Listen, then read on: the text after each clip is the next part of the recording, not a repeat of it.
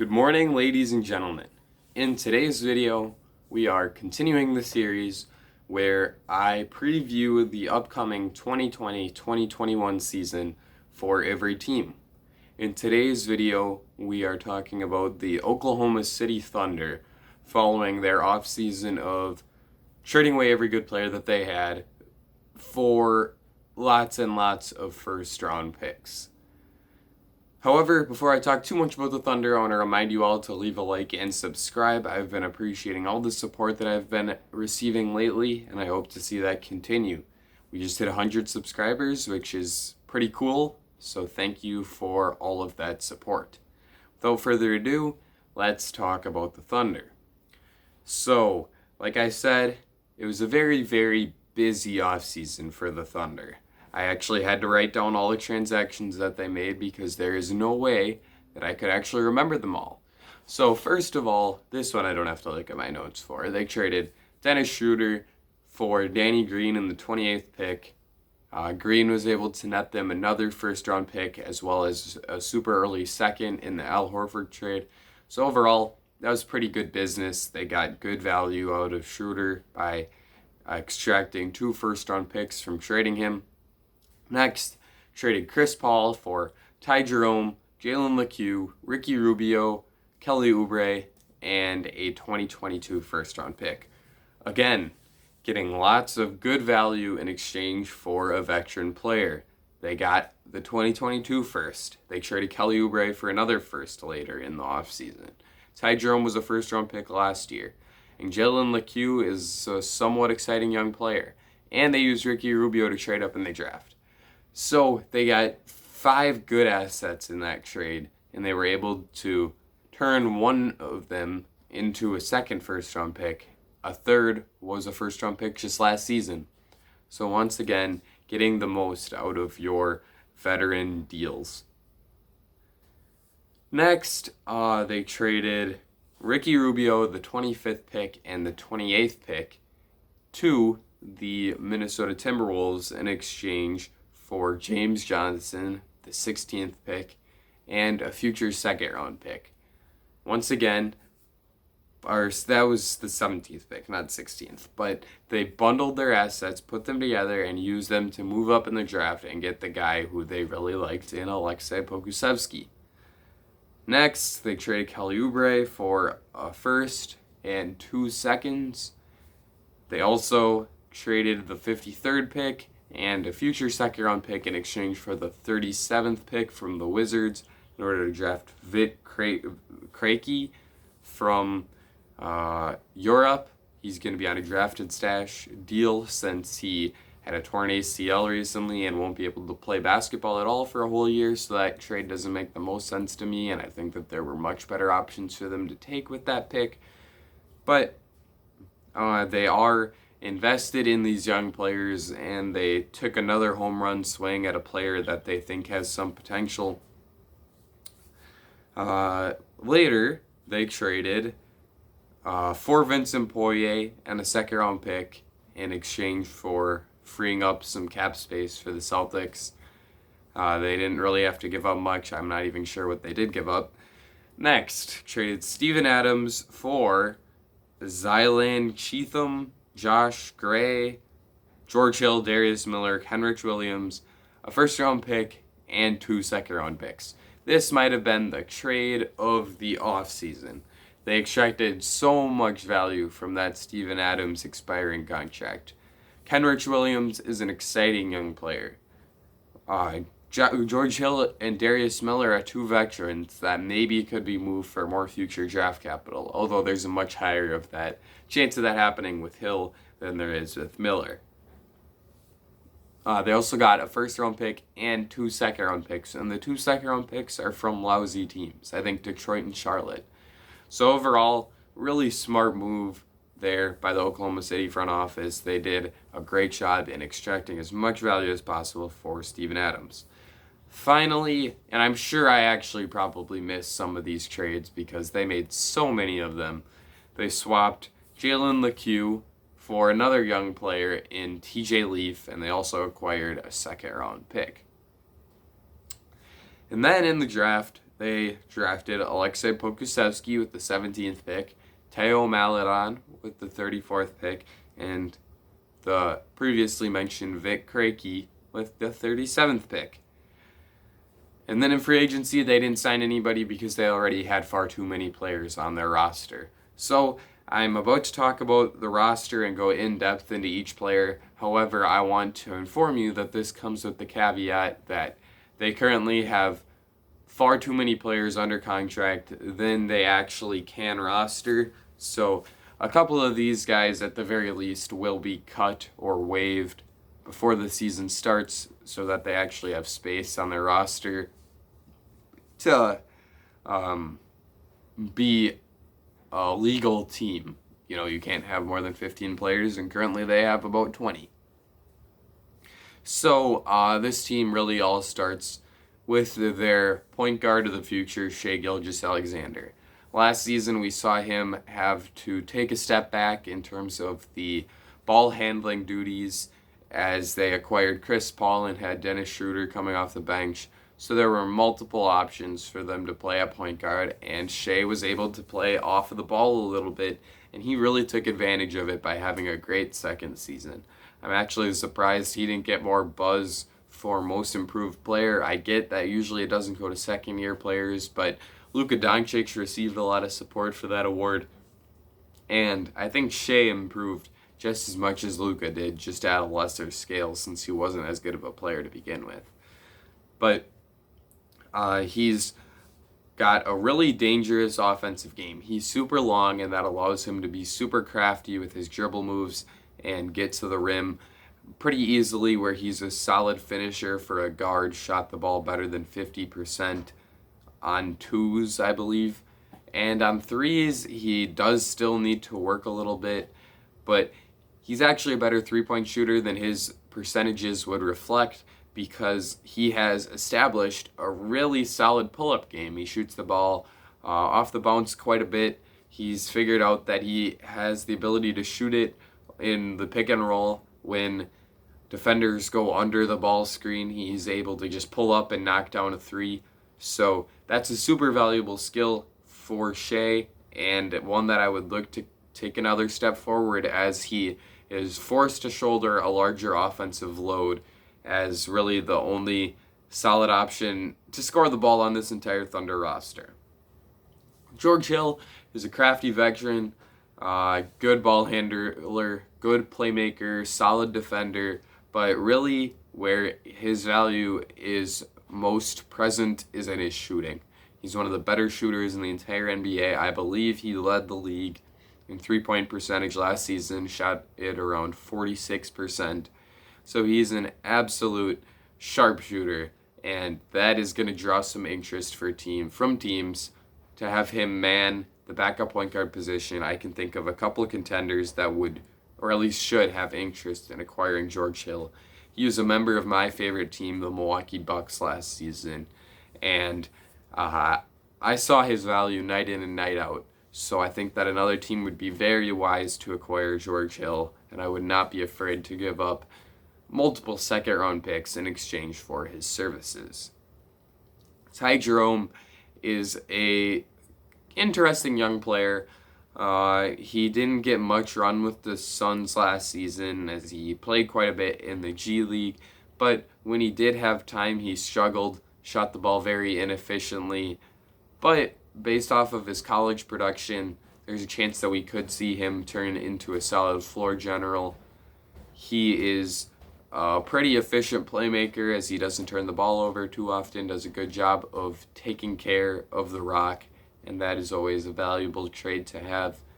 In college, he had about a 3-to-1 assist to turnover ratio, which is excellent, and he also shot the ball much better in college than he did in this past year in the pros, so I would look for him to continue to improve on that stroke.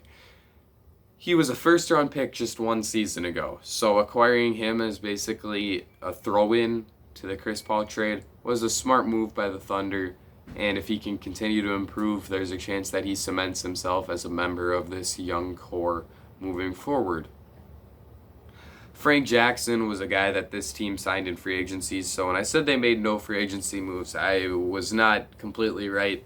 They did sign Frank. He was a little used backup point guard for New Orleans last year. Needs to iron out his shooting efficiency and get better on the defensive end. Don't know too much about him outside of that, but he's still young. He's only 21, and although he wasn't very good last year in New Orleans, we could see him continue to grow in this OKC developmental system, as he is incredibly young at the moment. Finally, we get to the end of the point guard depth chart, and it is Theo Maledon, a second-round pick this offseason from France. He played for Asvel, which was Tony Parker's team that I believe he owns. And Theo is a reliable pick-and-roll ball handler. I think that he has a chance to grow into a really solid point guard at the NBA level. I think it might take a little while because he needs to iron out some things with his jump shot a little bit. But he's a good defender at the point of attack. Not stellar, but he's certainly not terrible either on that end of the floor. And his ability as a pick-and-roll decision maker and playmaker is going to make him a valuable player moving forward, and someone that I think will be on the trajectory that the Thunder want to be on to contend 5 years from now instead of now, as they continue to stockpile draft picks. Moving on to the wing positions, Hamidou Diallo is a stellar athlete, can jump out of the gym, good defensively. He just needs to figure out how he can have any sort of offensive value. He shoots a high percentage of his shots from the rim, at the rim, doesn't shoot much outside of the restricted area, and that's largely because he's a high flyer who is dangerous in transition due to his ability to finish. The thing he needs to figure out is how he can extract any sort of other value from his body on the offensive end of the floor. Can he iron out his jump shot? I wouldn't bet on it because he's been pretty atrocious shooting the ball in his first 2 years in the NBA. But if he can, that's where he can start to gain value as a 3-and-D type of wing, because he's already really good defensively. So if he can figure out how to shoot, that's where he can become a good role player and someone that the Thunder will find quite useful moving forward. Josh Gray was just kind of a throw-in to that New Orleans trade. I'm pretty sure he's on a two-way contract, and even if he's not, I'm not going to pretend like I know all that much about him. Little used guy. I believe he played at Arizona State, if I'm not mistaken, but don't quote me on that. Don't really know too much about this guy. We'll move on. Trevor Ariza is another wing that they acquired. That was when they gave up James Johnson in a 4-team deal. So I was wrong. I did miss a trade. So yeah, Trevor Ariza came in exchange for James Johnson in the 4-team trade that saw DeLon Wright change hands, and obviously James Johnson and Trevor Ariza. So this is another good piece of business by the Thunder, because I believe they did acquire more draft capital in this trade. Ariza is a somewhat valuable 3-and-D wing type, and for that reason I think that he will probably be on the move once again to a team that needs a big wing defender, and I'm sure there will be at least a couple contenders that are interested in acquiring his services. Lou Dort is probably the most interesting of these wing players. We saw him have a very fun run in the playoffs last year where he was locking up James Harden for large stretches at a time, and we also saw him have some not so good moments, like where the Rockets just had no respect for him and let him shoot 12 threes per game and didn't care. However, we did see that come back to bite the Rockets in the butt a little bit, as Lou Dort had a fantastic game in Game 7 where he had 30 points. However, it just wouldn't be enough, and the Thunder still lost that game, but it was an exciting demonstration of what Dort is capable of, and he is definitely one of the more intriguing players on this roster moving forward. Darius Miller is a wily veteran who is still solid defensively and can shoot it at a league average level from the three-point line. I don't know if anyone is going to be interested in acquiring him because he's on a somewhat expensive deal at $7 million for this season. And he also is coming off of an ACL tear. So there's questions about how productive he'll be after that devastating injury. So Darius Miller might be one of the few vets that's on this team to stay, and maybe he'll get some playing time due to his ability as a 3-and-D wing. Admiral Schofield was a throw-in to the 53 for 37 trade that the Thunder made to acquire the rights to Vit Krejci. So I actually think that was a solid deal for them because Schofield is a bit of an intriguing player. He's a bigger guy who can guard multiple positions on the defensive end, pretty much 3 through 5, and he can also step back and shoot the 3 ball pretty well. He took a lot of them last year and only shot about 32%, but in college he was shooting much closer to 40%, so in more reps, maybe he can increase that percentage, and if that is the case, then this was a solid deal for the Thunder because three-point stretch bigs are super valuable at the NBA level. Isaiah Roby, another wing. I am not a big fan of his. He went to Nebraska for college, and I am a big Wisconsin fan, so I watched quite a bit of Big Ten basketball.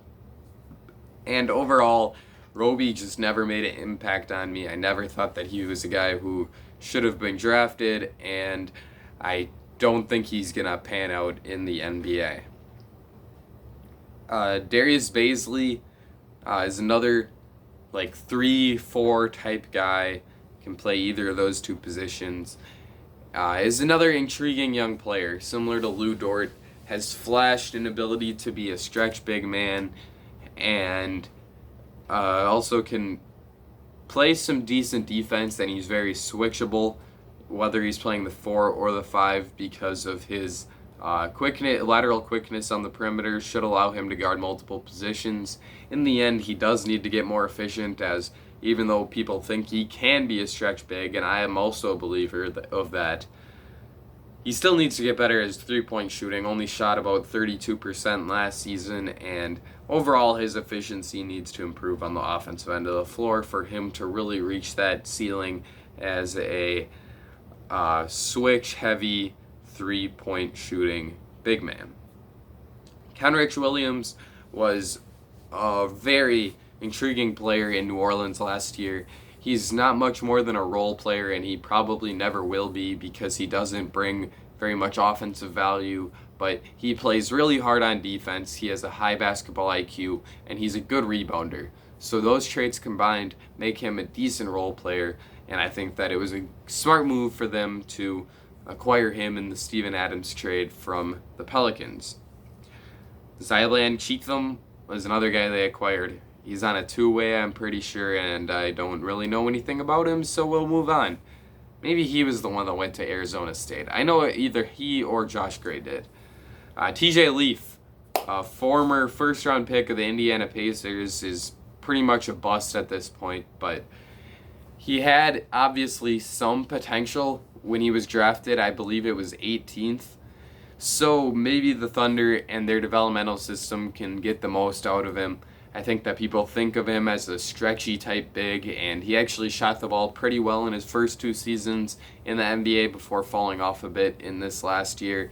He's pretty bad defensively because he's not much of an athlete, but this could be a bit of a sneaky move from the Thunder since perhaps Leaf has some unextracted talent that he wasn't able to showcase during his time in Indiana because of the loaded front court that they have there.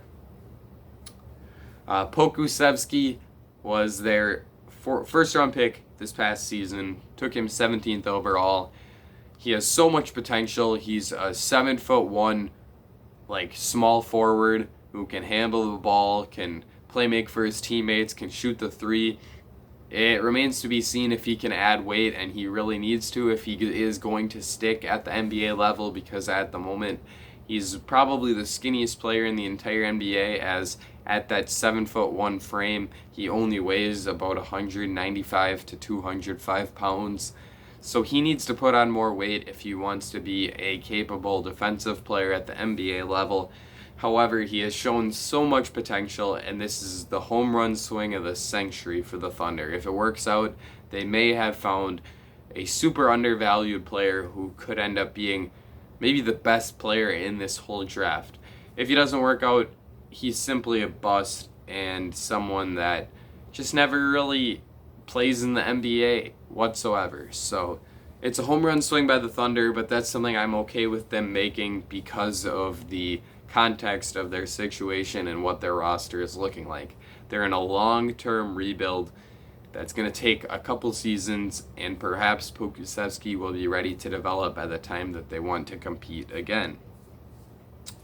Al Horford is a good big guy who is really undervalued at the moment because he was forced to play out of position with the Sixers. However, he's still on a too big contract. I believe he's getting paid upwards of $25 million annually, which is far too much for Al Horford, but he's still a valuable stretch big man who brings some value defensively as a rim protector. So I think that if he plays well in Oklahoma City and we see him do well and bring that veteran presence, we could see him be flippable next offseason, similar to how they were able to trade Chris Paul and get some value back for him. Mike Muscala is a backup big man who spaces the floor, but he was probably on his way out of the NBA at the end of last season. He had a player option for this year at the minimum, which you almost never see players accept, but Muscala accepted it because if he wouldn't have, he probably would have been out of the NBA. So declining that option pretty much would have taken $2 million out of his bank account. So he accepted it, and maybe he'll get some time on this stripped down Thunder team as a backup big. Finally, the last player on this roster to talk about is Vincent Poirier. They acquired him from the Celtics in what was essentially a salary dump. However, the Celtics did send some money over to the Thunder in that trade, but it was not the entirety of Poirier's contract, which would imply that the Thunder see some value in him as a backup big man. He didn't do much for the Celtics last year, and as we all know, their frontcourt rotation was pretty weak. They were shuffling through Daniel Tice, Enes Kanter, and Robert Williams throughout the entirety of the playoffs, and Poirier never got playing time despite the struggles of those three centers. So I don't think that he's much of a player, and mostly the Thunder acquired him for the second round pick that the Celtics were required to attach to his contract in that trade. That's pretty much everything I have to say about the Thunder. Overall, outside of Shai Gilgeous-Alexander, outside of Al Horford, mostly there's just a bunch of young players that they're hoping hit and a bunch of veterans that could be on the move for more future draft capital. About 4 or 5 of these players are actually going to have to get cut, so it'll be interesting to see which players are waived and could be on the move. Overall, though, I don't think that this is a very good roster. They have some interesting young players like Shai, like Lou Dort, like Darius Bazley.